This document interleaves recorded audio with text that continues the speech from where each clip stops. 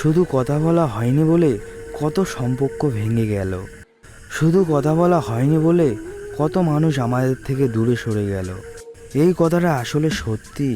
সম্পর্কে যখন যোগাযোগ কমে আসে, যখন কথা বলাটা বন্ধ হয়ে যায়, তখন আর সেই সম্পর্ক টিকিয়ে রাখা যায় না। আমাদের চারপাশে এমন সম্পর্ক অনেক আছে, যদি শেষবারের মতো একবার কথা হইতো তাহলে আজ সম্পর্কটা টিকে থাকতো। যদি মন খুলে মানুষটাকে মনের সব কথা বলা যেত, তাহলে হয়তো কাউকে কারো কাছ থেকে দূরে যেতে হতো না। সম্পর্কে যখন কথা বলাটা কমে আসে, তখন আমরা একে অপরের কাছ থেকে দূরে সরে যেতে থাকি। দূরত্ব বাড়তে বাড়তে একসময় কথা বলাটা বন্ধ হয়ে যায়, আর এখানেই সম্পর্ক শেষ।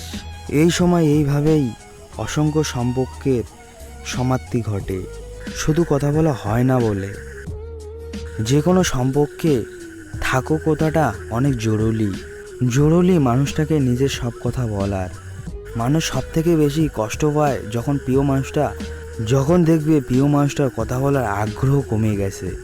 কথা বলা কমে গেলে এক সময় দুজনের মাঝে দূরত্ব সৃষ্টি হয়ে যায়, আর এক সময় সম্পর্কটা নষ্ট হয়ে যায়।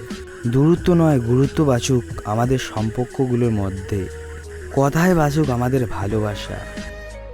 জেসমিন খাতুন কমেন্ট করেছে, 200% রাইট কথা পিচ্ছি ভাইয়া। প্রথমে তো কমেন্টটা পড়ে ভালো লাগলো, শেষ সময় পিচ্ছি ভাইয়া বলার কি দরকার ছিল?